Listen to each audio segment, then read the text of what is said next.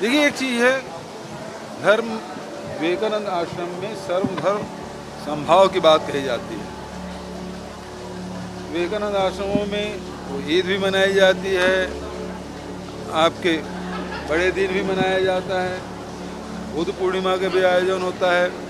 तो सभी धर्मों का सम्मान करने की परंपरा जो रामकृष्ण परमहंस ने शुरुआत की, वो लगातार विवेकानंद आश्रम के माध्यम से हो रहा है।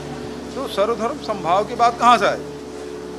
हम लोग आपस में ना लड़ें, क्योंकि विवेकानंद जी ने कहा है कि धर्म के नाम से दुनिया में इतना रक्तपात हो चुका है कि मानवता बहुत पिछड़ गई है। यदि हम ये रक्तपात नहीं करते तो मानवता कहाँ से कहाँ पहुँच गया होता। तो ये बात जो विवेकानंद जी ने कही है कि हम धर्म के आधार पर न लड़ें, हम अपने धर्म की गर्व करें। मैं जिस धर्म को मानता हूँ उसमें गर्व है, लेकिन दूसरे को घृणा ना करें। और यही बात शिकागो में स्वामी विवेकानंद जी ने जो बात कही है कि नदियाँ कहीं कहीं से भी निकले, लेकिन उसे समुद्र में जाना होता है। आप किसी माध्यम से प्रार्थना करिए, उपासना करिए, लेकिन आपका लक्ष्य उसी एक ईश्वर को प्राप्त करना है, किसी रास्ते से ही। और रामकृष्ण परमहंस ने अपने जीवन साधना के माध्यम से बताया।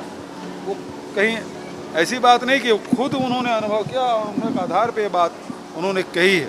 तो जोड़ने वाली बात है। आज समाज में ज़्यादा ज़रूरी है कि राजनीतिक स्वार्थ के चलते हम विभिन्न धर्म के लोगों को, विभिन्न पंथ के मानने वालों के बीच में आपस में झगड़ा करा के अपना स्वार्थ कर रहे हैं। तो इसलिए देखना ये पड़ेगा कि यदि कोई व्यक्ति कोई बात कर रहा है तो उसके पीछे उसका स्वार्थ क्या है।